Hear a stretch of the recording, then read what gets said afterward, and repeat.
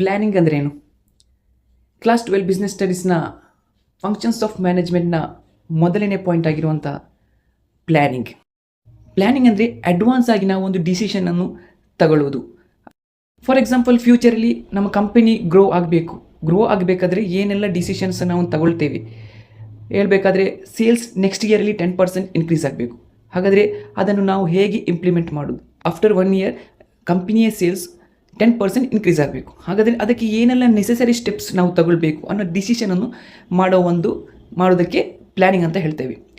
ಹೇಗೆ ಮಾಡಬೇಕು, ಯಾರು ಮಾಡಬೇಕು, ಅಂದರೆ ಯಾವ ಸ್ಟೆಪ್ಸ್ ಎಲ್ಲ ತಗೊಂಡ್ರೆ ಕಂಪನಿ ಸೇಲ್ಸ್ ಇನ್ಕ್ರೀಸ್ ಆಗುತ್ತೆ, ಅದಕ್ಕೆ ಎಷ್ಟು ಮ್ಯಾನ್ ಪವರ್ ಬೇಕು, ಎಷ್ಟು ಎಂಪ್ಲಾಯೀಸನ್ನು ನಾವು ಅದಕ್ಕೆ ಬೇಕಾಗಿ ಸಿದ್ಧತೆ ಮಾಡಬೇಕು, ಅದೇ ರೀತಿ ಯಾವ ಟೈಮಲ್ಲಿ ಯಾವ ರೀತಿ ಸ್ಟೆಪ್ಸ್ ತಗೊಂಡ್ರೆ ಸೇಲ್ಸ್ ಗ್ರೋ ಆಗ್ಬೋದು, ಇಂಥದ್ದೆಲ್ಲ ಡಿಸಿಷನನ್ನು ತಗೊಳ್ಳೋದಕ್ಕೆ ಪ್ಲ್ಯಾನಿಂಗ್ ಅಂತ ಹೇಳ್ತೇವೆ. ಡೆಫಿನೇಷನ್ ಆಗಿ ಹೇಳಬೇಕಾದ್ರೆ, planning is deciding in advance.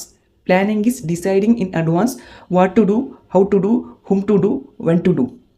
ಪ್ಲ್ಯಾನಿಂಗ್ನ ಒಂದು ಸಿಂಪಲ್ ಆಗಿದ ಒಂದು ಎಕ್ಸ್ಪ್ಲನೇಷನ್. ಇದೇ ರೀತಿ ವಿಡಿಯೋವನ್ನು ನಾವು ಶಾರ್ಟ್ಸ್ ವಿಡಿಯೋಸ್ ಮಾಡ್ತಾನೆ ಇರ್ತೇವೆ. ನಮ್ಮ ಸಾದತ್ ಕಾಮರ್ಸ್ ಅಕಾಡೆಮಿ ಯೂಟ್ಯೂಬ್ ಚಾನಲನ್ನು ಸಬ್ಸ್ಕ್ರೈಬ್ ಮಾಡಿ. ಅದೇ ರೀತಿ ಸಾದತ್ ಕಾಮರ್ಸ್ ಅಕಾಡೆಮಿ ಫೇಸ್ಬುಕ್ ಹಾಗೂ ಇನ್ಸ್ಟಾಗ್ರಾಮ್ ಪೇಜನ್ನು ಫಾಲೋ ಮಾಡಿ.